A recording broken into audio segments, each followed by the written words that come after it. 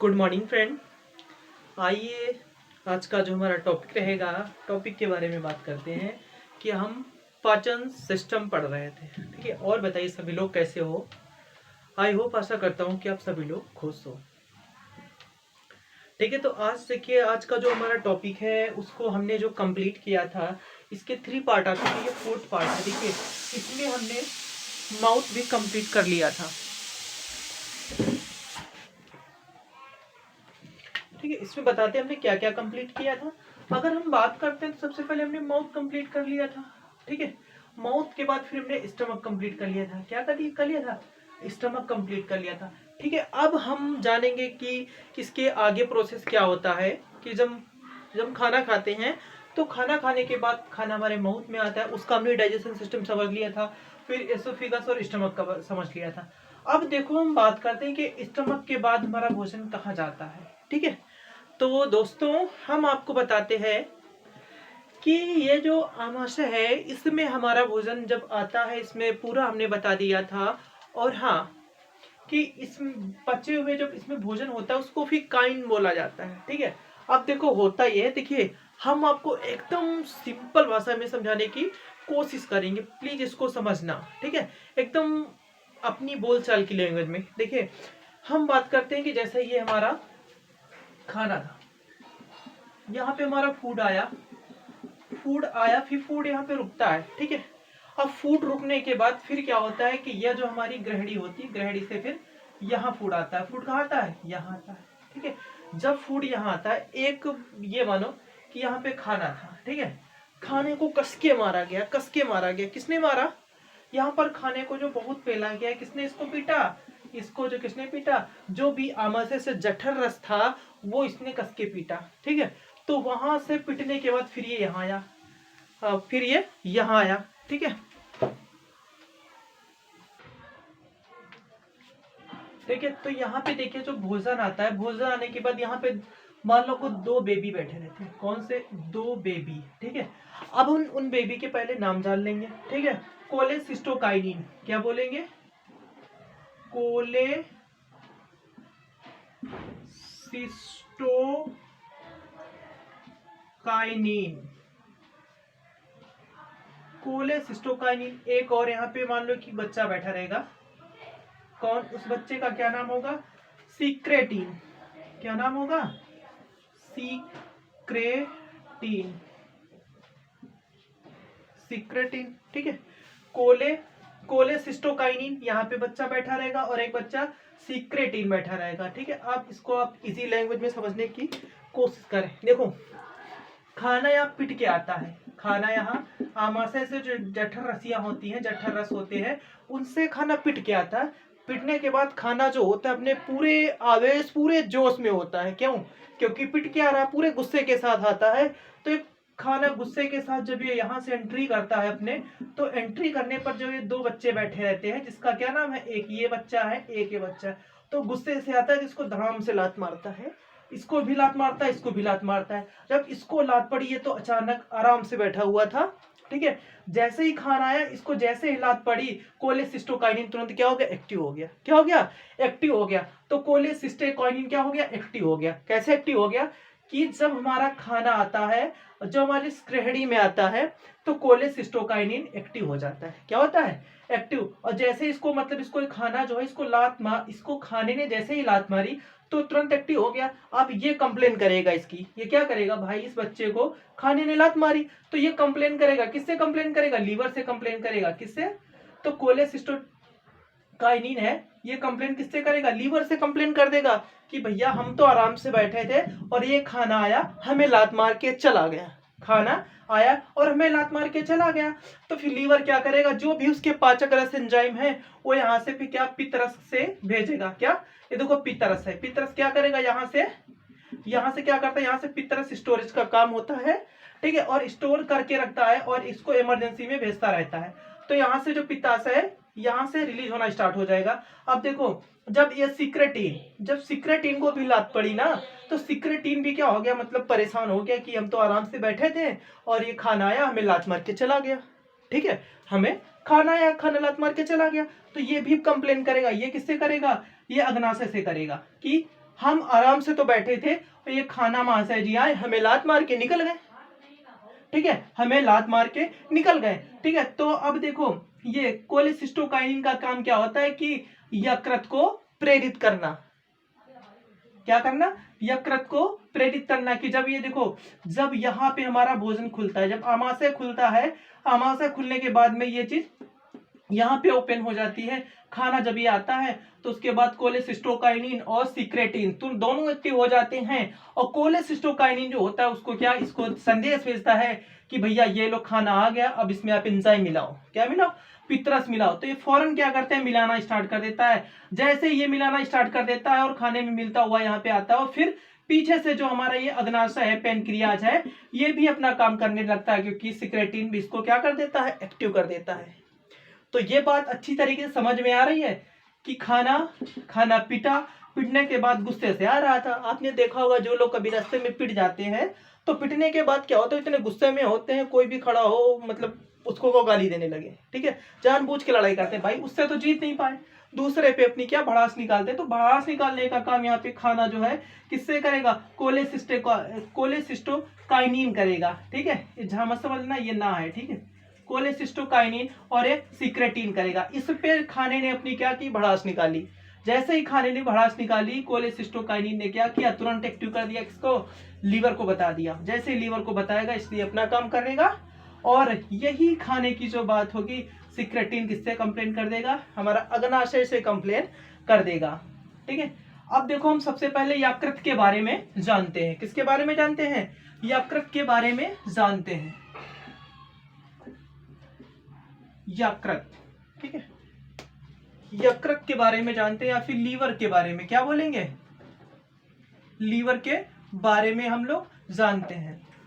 ठीक है, अब देखो इसके बारे में हम आपको बताना ये चाहते हैं कि हाँ, कि जो हम देखो यकृत के बारे में बात करते हैं, यकृत ही क्या होता है। ठीक है, अब यकृत के पहले हम इसका रंग रूप आकार बताएंगे। देखिए सबसे पहले अगर हम बात करें यकृत के अध्ययन की, किसकी बात करें, इसके अध्ययन की बात करें तो यकृत के अध्ययन को क्या कहते हैं, हिपेटोलॉजी कहा जाता है। क्या कहा जाता है, हिपेटोलॉजी कहा जाता है।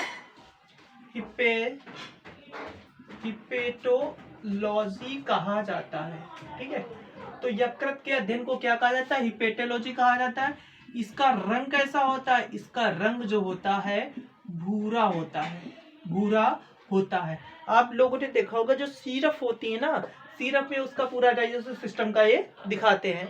ठीक है, तो इसका रंग कैसा होता है, भूरा होता है। अगर इसके हम वेट की बात करें, वजन की बात करें, ठीक है, अगर इसके वजन की बात करें तो इसका वजन 1.5 किलोग्राम का होता है। लगभग 1.5 किलोग्राम का हमारा क्या होता है, यकृत होता है। ठीक है, यकृत होता है। ठीक है, अब देखो यकृत का काम क्या होता है। ठीक है, यकृत का काम क्या होता है। ठीक है, इसका रंग हो गया, अध्ययन हो गया, वजन हो गया। ठीक है, यकृत का जो वर्क होता है ये हमारे भोजन को पचाने में बहुत ही बड़ा हेल्पफुल करता है। ठीक है, अब आते हैं, देखिए अगर बात करते हैं, यह शरीर की सबसे बड़ी ग्रंथि होती है, यह सबसे बड़ी ग्रंथि होती है। ठीक है, यकृति जो होता है सबसे बड़ी ग्रंथि होती है हमारे शरीर की, यकृत होता है। ठीक है, तो अब देखो यहाँ पे आपने देखा होगा ये क्या हमारा पित्ताशय है, क्या है ये पित्ताशय है। ठीक है, तो यकृत क्या करता है, पित्त रस को स्त्रवण करता है। ठीक है, क्या करता है, पित्त को छोड़ता है या स्त्रवण करता है, छोड़ता है। देखिए पित्त रस जो होता है ये गाल ब्लैडर, जिसको पित्ताशय बोलते हैं, क्या बोलते हैं, पित्ताशय। अब देखिए हम पित्ताशय के बारे में जान लेते हैं, इसके बारे में कंटिन्यू रखेंगे। पहले थोड़ा पित्ताशय के बारे में हम जानकारी जुटा लेते हैं। देखिए जो यकृत से पित्त निकलता है, ये जो हमारा पित्ताशय यहाँ पे लिख देते हैं, क्या, पित्ताशय। ठीक है, ये हमारा क्या हो गया, ये पित्ताशय हो गया। ठीक है, अब देखिए पित्ताशय का जो काम क्या होता है, पित्ताशय को हम क्या बोलते हैं, गाल ब्लैडर, गाल ब्लैडर। ठीक है, तो क्या बोलेंगे, गाल ब्लैडर बोलेंगे। ठीक है, गॉल ब्लैडर। ठीक है, अब देखिए ये क्या करता है, ये नाशपाती के आकार का होता है, नाशपाती के आकार का होता है, आकार का होता है। जो हमारा पित्ताशय क्या होता है, नाशपाती का आकार का होता है। अब देखो इसका कार्य क्या होता है, जो पित्ताशय है इसका कार्य क्या होता है, ये पित्त को क्या करता है, पित्त को अपने अंदर स्टोर कर लेता है। ये पित्त का संचय करता है, भंडारण कर लेता है, पित्त का भंडारण करता है। तो पित्त का जो भंडारण है कौन करता है, ये पित्ताशय करता है। और जब जरूरत होने पर ये क्या करता है कि धीरे रिलीज करता रहता है। जब हमारी बॉडी को पित्त की जरूरत होती है या पित्ताशय की जरूरत, पित्त की जरूरत होती है, पित्तरस की जरूरत होती है, तो ये क्या करता है, इसको रिलीज करता रहता है, पित्तरस। क्या लिखेंगे यहाँ पर, पित्तरस। ठीक है, तो पित्तरस। ठीक है, तो यकृत का काम क्या होता है, पित्तरस को छोड़ना होता है, पित्तरस।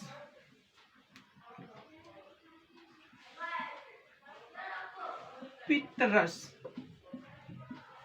ठीक है, पित्तरस को छोड़ना होता है। तो अब देखो पित्ताशय गॉल ब्लैडर है, नाशपाती के आकार का होता है, इसका कार्य पित्त का भंडारण करना होता है। ठीक है, अब देखो क्या होता है कि कभी कभी कुछ लोगों के जो पित्ताशय या गॉल ब्लैडर में क्या हो जाता है, स्टोन हो जाता है। क्या होता है, स्टोन। अगर हम बात करते हैं स्टोन होता है तो क्या होता है, अगर पित्त में क्या होता है, स्टोन हो जाता है। क्या हो जाता है, स्टोन। अगर स्टोन की हम बात करें, जो पित्तरस में जो स्टोन बनता है वो कोलेस्ट्रॉल से बनता है। क्या बनता है, कोलेस्ट्रॉल से बनता है। ठीक है, तो पित्तरस में जो अधिकांश, ठीक है, जो स्टोन बनता है, ठीक है, तो पित्ताशय में, ठीक है, क्या, पित्ताशय में पथरी, पित्ताशय में जो पथरी होती है वह कोलेस्ट्रॉल से बनती है, कोलेस्ट्रॉल की बनी होती है, बनी होती है। अब देखिए जब किसी भी पर्सन के पित्ताशय में पथरी का निर्माण हो जाता है तो कहां से नहीं दिखाई दे रहा, ठीक है, अच्छा नीचे का नहीं दिखाई दे रहा तो इसको हम देखो इरेज कर देते हैं पित्ताशय के बारे में। इसको अब इसके आगे रखेंगे कंटिन्यू पित्ताशय का। ठीक है, जो पित्त में स्टोन का काम होता है, कोलेस्ट्रॉल,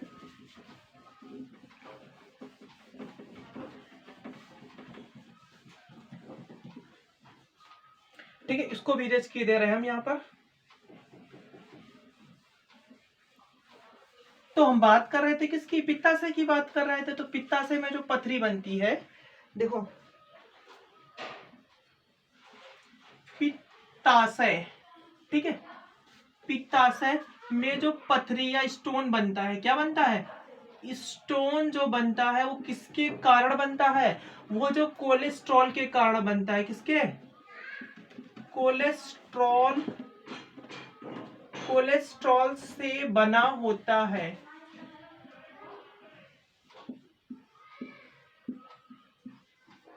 देखिए जो हमारी किडनी की पथरी होती है उसको बताएंगे, ठीक है, वो दूसरी चीज से बनी होती है। पर अगर पित्ताशय की पथरी पूछेगा, स्टोन पूछेगा, किससे बना होता है, कोलेस्ट्रॉल से बना होता है।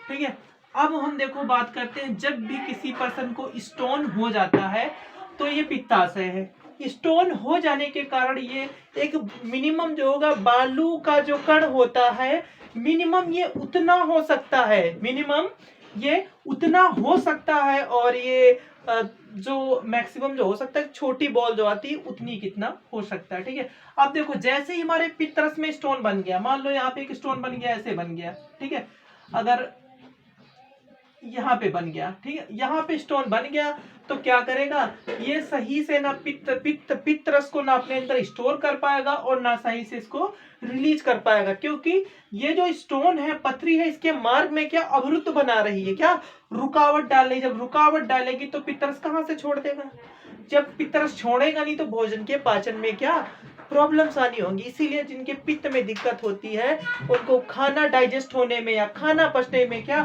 थोड़ी सी उनको दिक्कत होती है।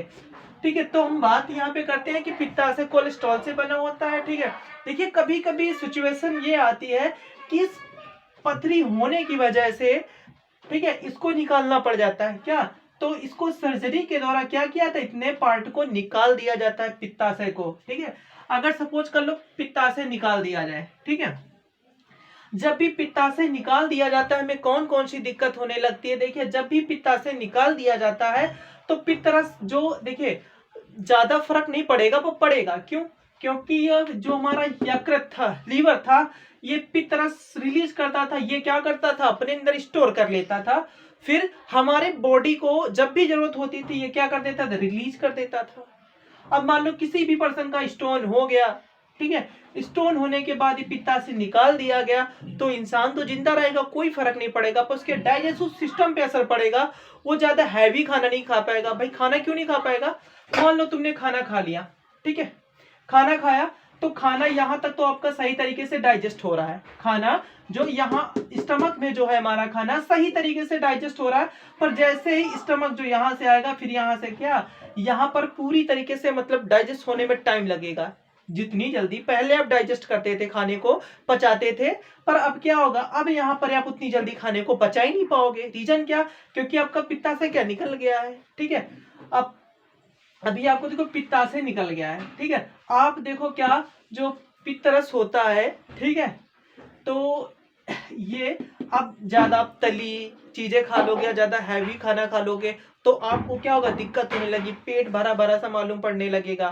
ठीक है, उल्टी डकारें आने लगेंगी। किस लिए आने लगेंगी, क्योंकि जो पित्ताशय में जो हमारा जो पित्तरस है वो हमारा पहुंच नहीं पा रहा है अब जितनी मात्रा में पहुंचना चाहिए। ठीक है, तो आपको पित्ताशय के बारे में समझ में आ गया अच्छी तरीके से। ठीक है, अगर पित्ताशय के बारे में समझ में आ गया तो अब हम यकृत पर पुनः लौटते हैं। किस पे, यकृत पर पुनः लौटते हैं। देखिए यहाँ पे एक बात हम आपको बताते हैं कि भाई मैं तली भुजी चीजें डॉक्टर खाने से क्यों मना कर दिया जाता है, जिसके स्टोन हो जाती है पेट में, तो स्टोन होने के बाद फिर डॉक्टर कहता है कि आप भैया तली भुजी चीजें मत खाना, ज्यादा तली वाली चीज। ऐसा क्यों, देखिए जो हमारा पित्त रस होता है, क्या होता है, पित्त रस, ये वसा का क्या करता है, पाचन करता है। क्या करता है, वसा का पाचन करता है, इसको फैटी एसिड में तोड़ देता है। किसमें, फैटी एसिड में तोड़ता है, फैटी एसिड में तोड़ देता है।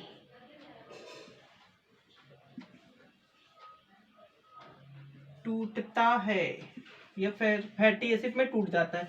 वसा जो होता है पित्त रस के कारण वो क्या फैटी एसिड में टूट जाता है। अब जब पित्त रस यहाँ पर रिलीज होगा पर उतनी मात्रा में नहीं होगा। देखिए कि आपके जो तैली चीज खाएं, ठीक है, तेल वाली, वो तुरंत ही क्या हो जाए, डाइजेस्ट हो जाए। एक दरवाजे को सेट कर दो, ठीक है, तो क्या, तो जैसे कि तेल वाली चीजें खाएं तो क्या जल्दी से डाइजेस्ट हो जाए, नहीं होगी डाइजेस्ट, इसीलिए डॉक्टर बताएगा कि आप भैया हल्की हल्की चीजें खाओ, तेल वाली चीजें कतई मत खाओ, वरना क्या होगा, आपको प्रॉब्लम्स होनी स्टार्ट हो जाएगी।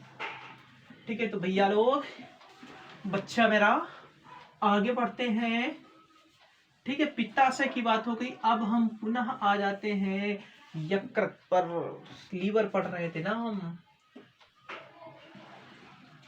यकृत, ठीक है, लीवर,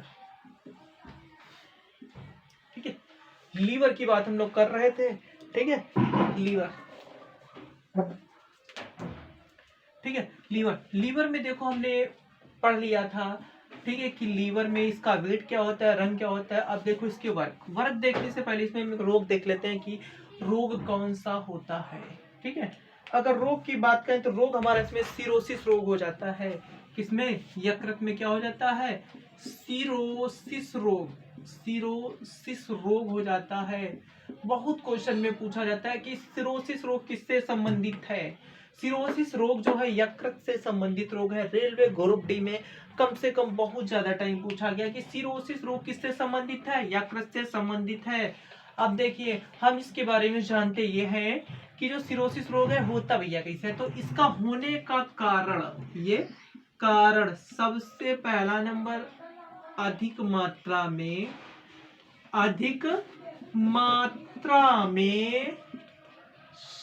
शराब का सेवन करना। अधिक मात्रा में शराब का सेवन करना दिखाई दे रहा है ना प्रॉपर तरीके से, और बड़ा बड़ा लिखें। अधिक मात्रा में, या हेपेटाइटिस जो वायरस होते हैं, क्या होते हैं वायरस, कौन से वायरस होते हैं, हेपेटाइटिस बी और हेपेटाइटिस बी और हेपेटाइटिस सी, जो ये रोग होते हैं ये क्या करते हैं, इसके कारण होता है कि यकृत में सिरोसिस रोग हो जाता है, यकृत में सिरोसिस रोग हो जाता है। ठीक है, अब देखो बात हम ये करते हैं कि यकृत में जो सिरोसिस रोग होता है ये किस लिए होता है, किस कारण। ठीक है, कारण में बता दिया कि जो सिरोसिस रोग होता है ये अधिक मात्रा में शराब का सेवन करने से होता है, या फिर वायरस हेपेटाइटिस बी और हेपेटाइटिस सी के कारण हमारा हो जाता है। ठीक है, लीवर देखो इसमें होता ये है कि जो हमारे यकृत की जो सेल्स होती हैं वो क्या होती है, वो नष्ट होना स्टार्ट हो जाती हैं, वो क्या नष्ट होने लगती हैं, उसमें घाव बनने लगता है। अब देखिए कहाँ पे घाव बनता है हम आपको बता रहे हैं। ठीक है, ये हमारा यकृत है, ये ठीक है लीवर है, और इसमें जो यकृत कोशिकाएं होती हैं, क्या होती हैं, यकृत कोशिकाएं जो होती हैं उसमें क्या होता है कि जो सेल्स होती हैं वो इसकी नष्ट होना स्टार्ट हो जाती है, और नष्ट होने के साथ साथ इसमें घाव बनने लगता है।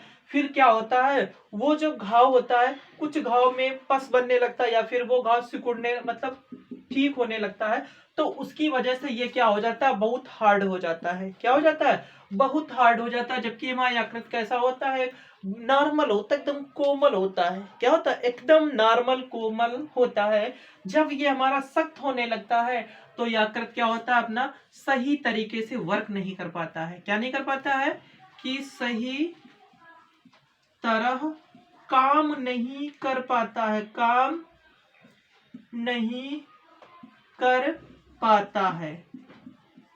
ठीक है, अब देखो सिरोसिस रोग है, कोई रातों रात बन के तैयार नहीं हो जाता। सिरोसिस रोग को बनने में अप्रॉक्स महीनों सालों लग जाते हैं, तब जाकर के ये हमारा बनता है। इसमें क्या होता है कि हमारा बहुत बुरी तरीके से हमारा यकृत या लीवर होता है, डैमेज हो जाता है, और इसका फिर लास्ट बनता है कि प्रत्यारोपण इलाज, सर्जरी इसकी कराई जाए। क्या बनता है, सर्जरी कराई जाए। ठीक है, तो ये हमारा इसका जो सिरोसिस रोग है किससे होता है, बहुत पूछा जाता है कि सिरोसिस रोग होने का कारण क्या होता है। शराब, बहुत बार ग्रुप डी में तो 2-3 बार पूछा गया है। ठीक है, कि शराब पीने से कौन सा रोग हो जाता है, क्या सिरोसिस रोग हो जाता है। सिरोसिस, फिर दूसरा क्वेश्चन, सिरोसिस रोग संबंधित किससे है, तो सिरोसिस रोग संबंधित किससे है, यकृत से संबंधित है। जैसे भी पेपर में एग्जाम में घुमा फिरा के पूछे, छोड़ना नहीं है उसको, में करके आना ही है। ठीक है, कारण क्या होता है, वो कौन सा वायरस होता है जिसके कारण सिपेसिस मतलब सिरोसिस रोग होने के कारण होते हैं। ठीक है, हेपेटाइटिस बी होता है, हेपेटाइटिस सी भी होता है। ठीक है, और उसके बाद ये इतना डैमेज हो जाता है कि अपना सही से वर्क नहीं कर पाता है। ठीक है, तो आइए हम इसके आगे और बढ़ते हैं।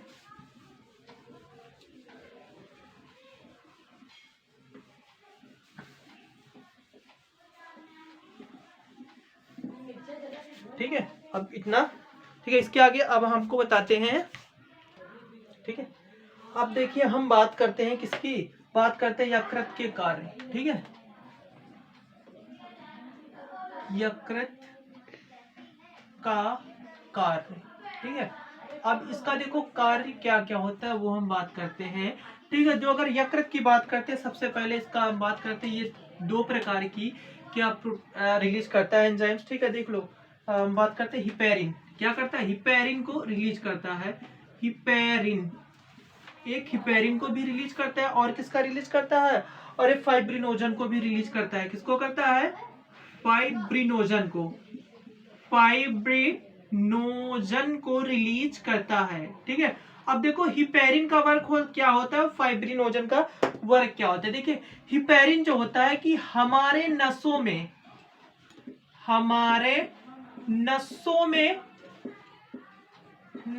में खून को जमने से रोकता है, खून को जमने से रोकता है, जमने से रोकता है। ठीक है, अगर हम दूसरे की बात करें फाइब्रिनोजन, किसकी बात करें, फाइब्रिनोजन, फाइब्रिनोजन। ठीक है, अगर फाइब्रिनोजन की बात करें, क्या यह ब्लड का थक्का जमाने में मदद करता है, यह रक्त को जमाने में काम करता है, थक्का बनने में काम करता है, किसके, ब्लड का थक्का बनने में काम करता है,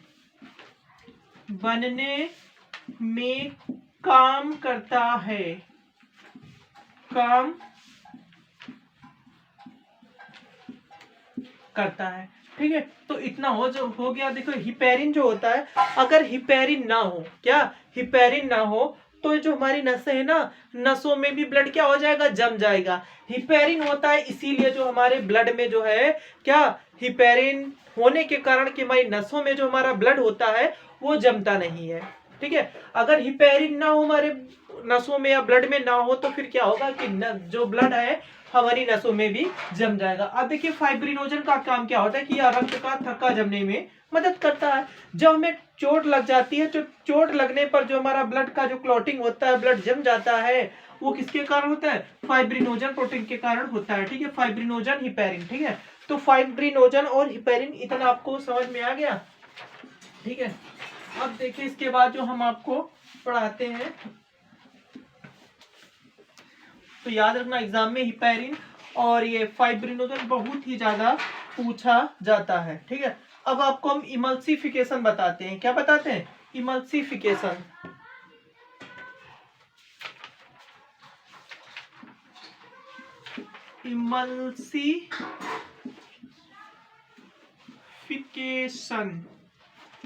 ठीक है, ये इमल्सिफिकेशन क्या होता है, इमल्सिफिकेशन क्या होता है। ठीक है, तो इसके बारे में बात करते हैं। तो इमल्सिफिकेशन जो होता है ये वसा का पाचन करता है। क्या करता है, वसा का पाचन करता है। तो इमल्सिफिकेशन का काम क्या होगा कि यह वसा का पायसीकरण करता है। क्या,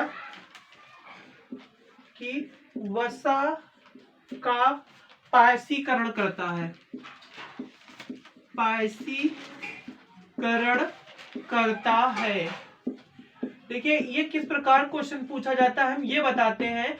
क्वेश्चन इस प्रकार पूछा जाता है कि वसा का पायसीकरण कौन करता है। आपको एग्जांपल में दे देगा इमल्सिफिकेशन, और आपका कई प्रोटीन, कई चीजों का नाम देगा, या सिक्रेटिन दे देगा या हिपेरिन दे देगा। ठीक है, तो वसा का पायसीकरण जो कौन करता है, हमारा इमल्सिफिकेशन करता है। क्या करता है, इमल्सिफिकेशन करता है। ठीक है, तो ये इतना हो गया, इमल्सिफिकेशन करता है। ठीक है, अब इसके बाद हम ग्लाइकोजन बताते हैं। ठीक है, ग्लाइकोजन का संचय क्या होता है, ग्लाइकोजन का संचय दिख रहा है ना इधर,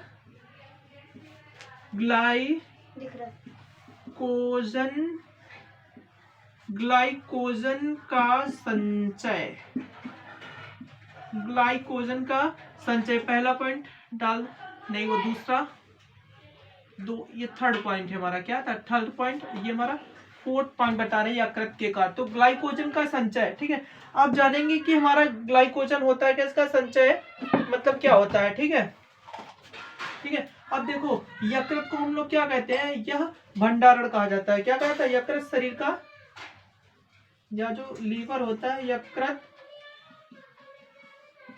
शरीर का भंडारण ग्रह भी कहा जाता है, भंडारण ग्रह कहा जाता है, कहा जाता है।